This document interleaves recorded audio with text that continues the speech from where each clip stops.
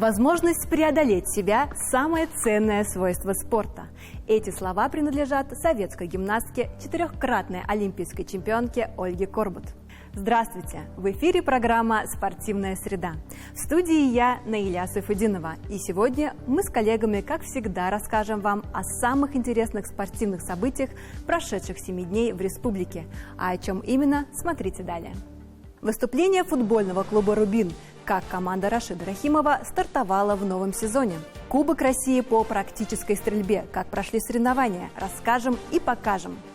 Гостями студии станут чемпион Европы, он же президент Федерации тяжелой атлетики Республики Татарстан Дмитрий Хомяков, старший тренер сборной команды Республики Татарстан по тяжелой атлетике, тренер чемпионки Европы 2021 года Анвар Ахмеров.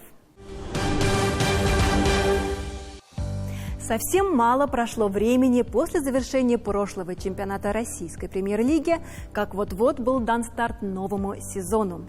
Футбольный клуб «Рубин» сыграл уже 3 тура в чемпионате и 1 в Кубке России. Победа над Пари Нижний Новгород в результативном матче 4-2 и поражение от действующего чемпиона «Зенита» с разгромными 0-4. Правда, в кубковой игре с «Акроном» наши футболисты реабилитировались перед своими болельщиками и добыли такую же разгромную победу 4-0. Свой последний матч в РПЛ команда Рашида Рахимова сыграла с подмосковными «Химками». У новичка лиги пока не было побед, а «Рубин» располагался на 9-м месте с 3 очками и отрицательной разницей забитых и пропущенных мячей 4-6. Поправить свое положение и сходу забраться повыше рубиновые могли в случае победы. Получилось ли это сделать, расскажет Амир Сабиров. Рубин против Химок. На фоне всех матчей 3-го тура этот матч не выделялся своей афишей, но на деле он выдался огненным.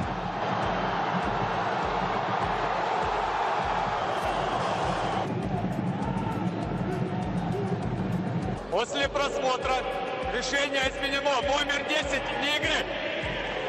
Первый мяч Мирленда Даку не засчитанный за положение вне игры. Но забитый пенальти под самый конец первого тайма уже никто не отменит. Защитник подмосковной команды Ариньо свалил своей штрафной, за что и был наказан.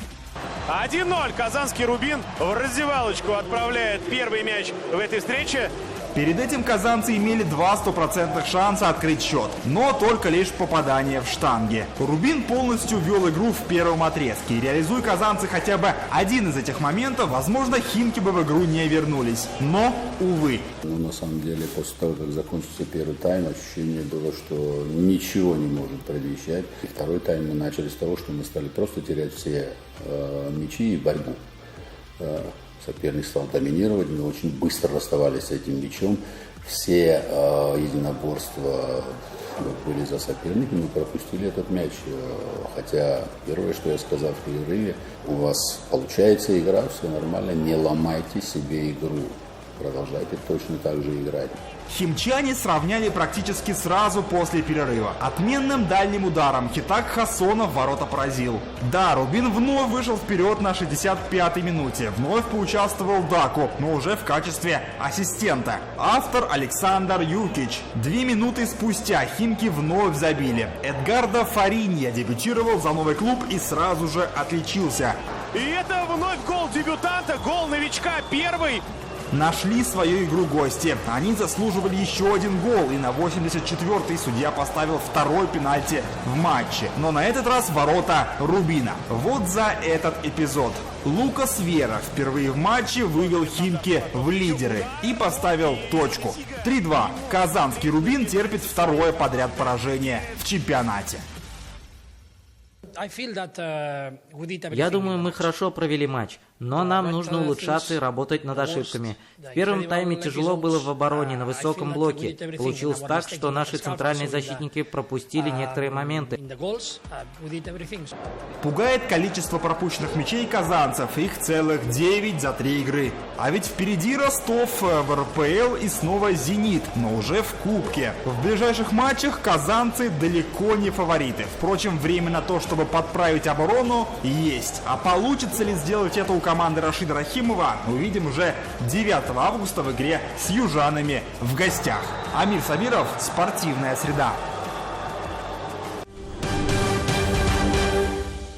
Мы продолжаем нашу программу, и сегодня у нас в гостях президент Федерации тяжелой атлетики Республики Татарстан Дмитрий Хомяков и старший тренер сборной команды Республики Татарстан по тяжелой атлетике, тренер чемпионки Европы 2021 года Анвар Ахмеров. Здравствуйте. Здравствуйте. Недавно у вас в вашем виде спорта прошел чемпионат России в Новосибирске, и наши спортсмены, наша команда там успешно выступила. Расскажите, поделитесь вашими успехами. Всего с Республики Татарстан поехало 5 спортсменов. Но эти 5 спортсменов выступили достойно. 4 из них трое были победителями, выиграли золото. Это Ахмерова Дарья, непосредственно спортсменка Анвара. Ваша воспитанница. Ваша, воспитанница Анвара. Гараев Зульфат, которая тоже наша звездочка, мастер спорта международного класса, тоже выиграл золото. Шайдулина Регина у нас стала тоже победительницей чемпионата России. И Элкан Гвазава, который занял 3-е место. То есть там в сумме двоеборья собрал килограммы. И вот, к сожалению, не получилось чуть-чуть до 2-го места. Но, тем не менее, в призах на таком статусном мероприятии это очень достойно. Вот еще у нас ездила одна девочка, Нигматуллина Карина, которая, к сожалению, в 3-ку не попала, но заняла 7-е место. Она прогрессирует, девочка молодая. Надеемся, что следующий год будет ее. Какого возраста спортсмены выступают на чемпионате России? Есть ли какие-то ограничения? Вот знаете, какая история? Вот сейчас вот этот контингент, кто вот выступал, у нас возраст от 19 до 25 лет, возраст спортсменов. Это как раз расцвет сил, наверное. И, то есть не такие возрастные спортсмены, то есть у них еще есть какой-то запас времени, еще как минимум олимпийский цикл для всех. Расскажите, пожалуйста, вот вы как тренер, существует такое мнение, что тренер – это не просто тренер, это еще и психолог. Вы согласны с этим выражением? Ну да, конечно, потому что на соревнования приезжает, будем говорить, не чемпионат мира, чемпионат Европы или чемпионат России, человек 15, а выигрывает один. Почему? Потому что спортсмен проявляет на соревнованиях не только физические качества, но и тактическая должна быть борьба, психологическая подготовка, вот, техническая. Вот, если какой-то фактор вылетает, уже спортсмен становится не первый, а второй. Вылетает 2 фактора, значит 3 и так далее. Поэтому мы стараемся, конечно, готовить спортсменов и психологически, и физически, и технически, ну, тактически, конечно, это зависит уже от тренера. Потому что на соревнованиях иногда бывает такое, что мы выигрываем в тактической борьбе. Дмитрий, а вы переехали из города Можга, да, правильно? Все верно. Как так получилось, что вы в Казани? Как сложился ваш путь? Вообще, я переехал в Казань в 14 лет, то есть в таком возрасте. Да. Тогда, я помню, выполнил норматив мастера спорта, что в тяжелой атлетике это довольно-таки рано. То есть здесь местное руководство на то время меня заметили, увидели, предложили. Я, конечно же, со своей стороны не отказался. Все-таки город перспективный, большие планы. Но, тем не менее, мой основной наставник, мой основной тренер и там, путеводитель в жизни – это мой отец на то время. Да. Тот, который меня, можно сказать, в этот вид спорта привел. А он сам тоже занимался тяжелой атлетикой или? Да, он, кстати, 6 лет занимался спортивной гимнастикой. Да. Нашли мы с вами точки соприкосновения. Да, точки соприкосновения нашли. Потом он перешел в тяжелую атлетику, выполнил норматив мастера спорта международного класса. После этого начал заниматься тренерской деятельностью и вот потихонечку собрал тоже такой небольшой костяк спортсменов. И вот у меня получилось дойти, допустим, до чемпионата Европы, да, у кого-то там до чемпионата России. Тем не менее, город небольшой, но результаты были, и результаты были неплохие. Уважаемые гости, давайте сделаем паузу и поговорим о спорте, в котором в первую очередь важна меткость. Практическая стрельба – это вид стрелкового спорта. Ее девизом являются слова «точность», «мощность» и «скорость». Совсем недавно прошел Кубок России по этому виду спорта. На соревнованиях присутствовал наш корреспондент. Передаем ей слово. Девиз этого спорта – «Дилигенция вис солериtas» – точность, мощность, скорость. С 3 по 4 августа в Казани в спортивном центре «Динамо» прошел Кубок России по практической стрельбе. Спортсмены показывали умение точной и скоростной стрельбы из огнестрельного оружия. Участвует 175 участников из 29 регионов нашей страны. Спорт довольно зрелищный, динамичный. И участие, будем говорить, если у нас говорить о возрастном цензе, то до 50 лет это регуляр, с 50 до 60 лет это сеньоры, и 60 лет и выше это суперсеньоры. Судьи здесь собираются высокой квалификации, опытные судьи, которые позволяют проводить матч гладко, безопасно, без нарушений. Уровень спортсменов довольно-таки высокий. К нам приехали мастера спорта, мастера международного класса, и они показывают очень высокие результаты. В практической стрельбе используют пистолеты, ружья и карабины. В отличие от стендовой стрельбы, здесь необходимо проходить упражнения, находясь в движении, но при этом максимально точно. Неожиданностью и разноплановостью упражнений и интересна практическая стрельба. Стрелять здесь как по статичным, так и по динамичным мишеням. На разных дистанциях, из разных положений, места, а также неудобных положений. Готовились долго, упорно, тренируемся 2 раза в неделю, стандартно с папой. Много элементов отрабатывали, очень надеюсь, что получится их применить. Я выступаю в классическом классе оружия, пистолет Кольт 1911. Сегодня, насколько мне известно, у нас 13 человек в классе. Будем соревноваться. Стреляю я из пистолета Open, в классе Open. Пистолет Танфолио. В командном зачете класса серийного с оптическим прицелом первое место заняла команда Воронежской области, второе место Республика Татарстан, а третье место город Москва. Первую половину первой смены я стрелял довольно плохо, потому что не чувствовал свое тело. Очень сумбурно все было, куда-то торопился. Вторую смену стрелял гораздо лучше. Уже хорошо ощущал и себя, и пистолет, и был уверен в своих попаданиях. Среди женщин в классе серийного с оптическим прицелом победительницей стала Алия Подольская, Республика Татарстан. Второе место заняла Екатерина Кленкина из Самарской области, а третье – Ксения Кошенкова из Тверской области. Необходимо сосредоточиться, необходимо себя тормозить каким-то образом для того, чтобы попадать, чтобы не делать таких прям глупых ошибок новичка. В личном зачете среди мужчин в открытом классе первые и вторые места заняли спортсмены Республики Татарстан Алексей Попов и Булат Гарипов, а третье место – Константин Федуков из Москвы. Гульнур Габдрахманова, Яков Каликин. Спортивная среда. Во сколько лет они приходят, дети, и начинают тренироваться? Нету такого прям возрастного ценза. Мы и в 9 лет могут прийти, и в 14 лет. Но если, конечно, приходят с других видов спорта, как, например, спортивная гимнастика, это вообще бинго, как мы говорим, удача, потому что спортсмен подготовленный. Но здесь самое главное, понимаете, когда приходит малыш в 9-8 лет, мы же не нагружаем его большими нагрузками, мы работаем только над техникой. Но и, тем не менее, конечно, в наш спорт, да, они стоят в очереди, как гимнастику, в плавании, потому что тяжелая атлетика изначально, раньше же все понимали, что это огромные дядьки, огромные женщины выступающие. Но сейчас изменился сам спорт, и поэтому тяжелоатлеты все подсушенные. В первую очередь складывается такое впечатление, что это очень травмоопасно. То есть это спина, это нагрузки, это позвоночник. Но это далеко не так. Это прямо 100%. Потому что наоборот, если посмотреть, позвоночник тяжелоатлета, уже возрастного тяжелоатлета, и у обычного человека он будет здоровее. Это 100%. Потому что мышечный корсет, который формируется в юношеском возрасте, он и держит нас, он и держит и позвоночник. То есть это такое большое заблуждение, когда родители так думают. Да. Я, честно говоря, тоже так думаю. Что статистика мирового травматизма, тяжелая атлетика, она где-то занимает 18 место. В 22 года вы получили травму. Да. Самый расцвет вашей карьеры. Да. Как так получилось? Всегда бывают случайности, реально случайности.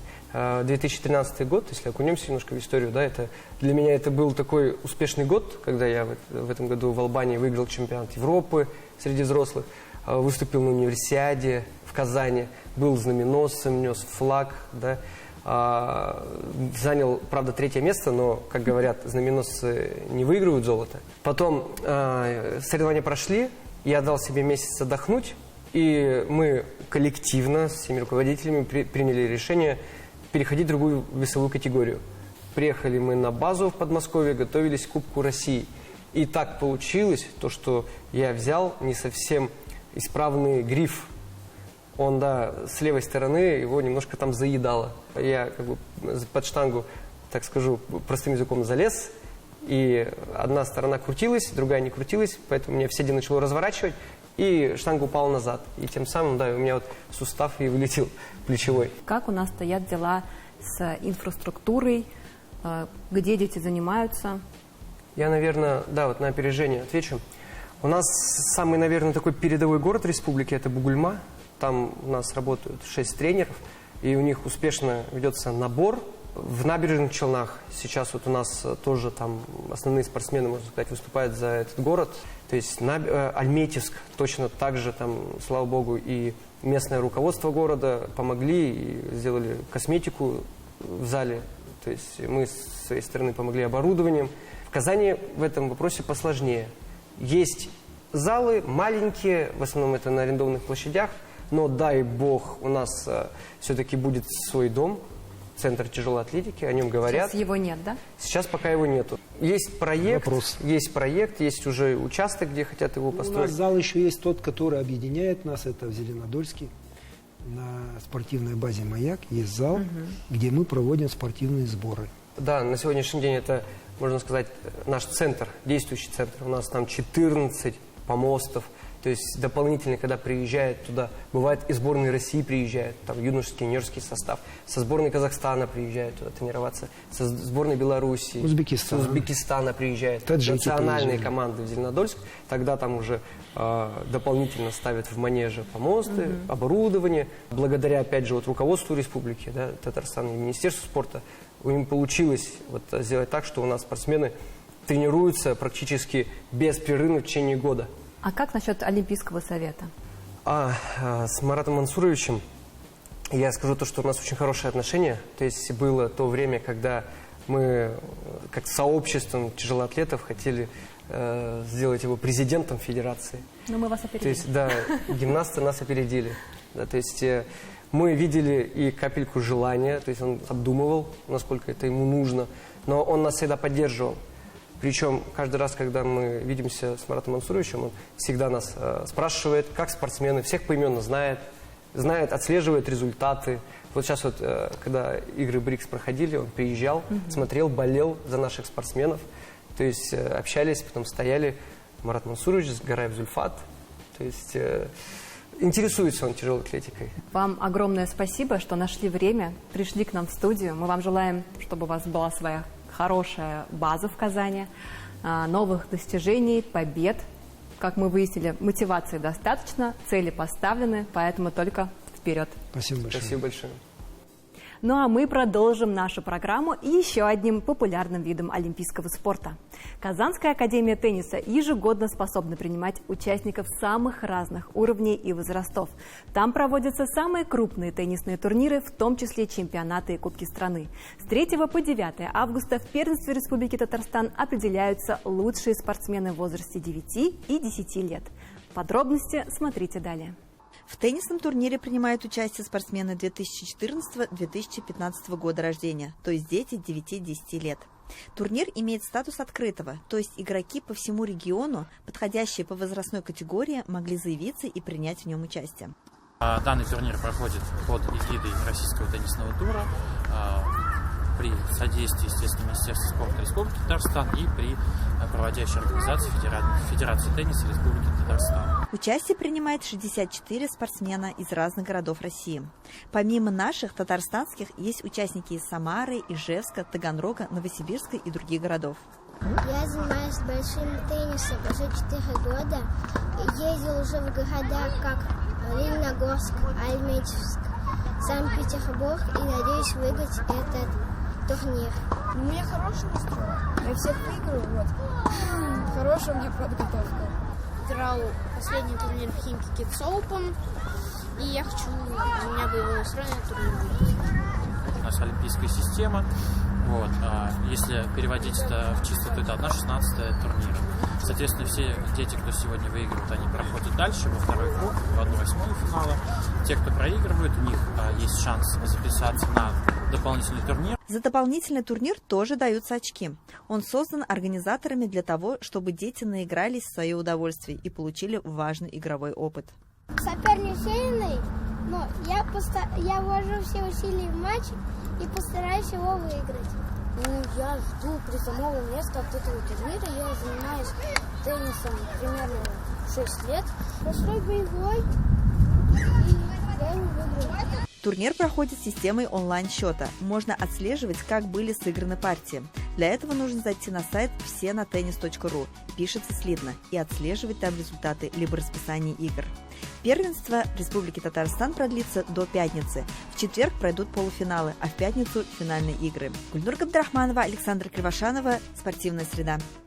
Наш традиционный обзор наиболее ярких спортивных событий республики и не только далее в программе. Олимпиада во Франции, несмотря на всю свою скандальность, идет полным ходом. И 4 августа в истории мирового и российского тенниса станет теперь памятным. Мира Андреева и Диана Шнайдер взяли серебряные медали в парном разряде. В финале они остановились в шаге от медалей золотого достоинства, минимально уступив итальянскому дуэту Жасмин Паолини и Саре Эррани 6-2, 1-6, 7-10. И в Новосибирске с 31 июля по 4 августа прошел Кубок России по спортивной гимнастике, где татарстанский спортсмен Даниэль Маринов завоевал 3 золотые и 2 бронзовые медали. Также на пьедестал смог забраться Ранель Сафиуллин, взяв золото в упражнении на коне, набрав в финале 14,04 балла. Теперь коллекция наград среди татарстанских спортсменов расширилась на 6 медалей. Также их лично поздравил председатель Олимпийского совета Республики Татарстан Бариев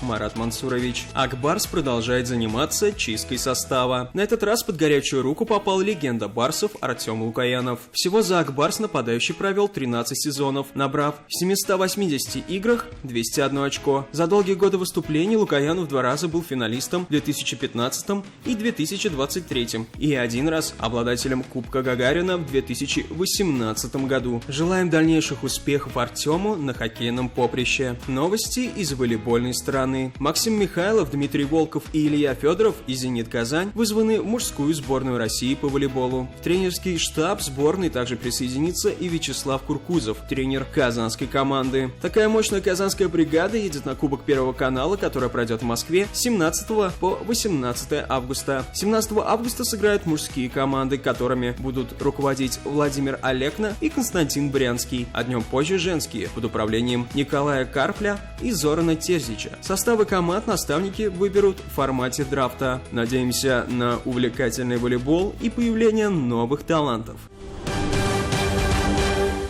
Всем привет! Меня зовут Маруся, и сегодня я расскажу и покажу вам новости закулисного спорта.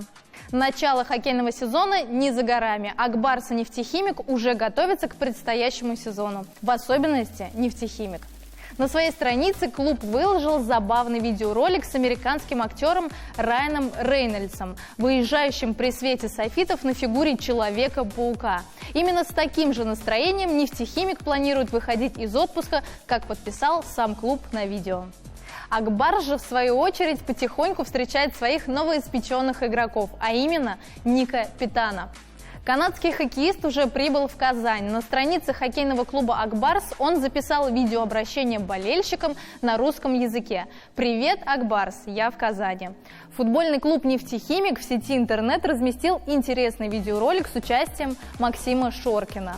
На нем футболист выступал в роли школьника, где он вместе с другими ребятами на уроке русского языка изучал тему «Слова-палиндромы», то есть слова, одинаково читающиеся в обоих направлениях.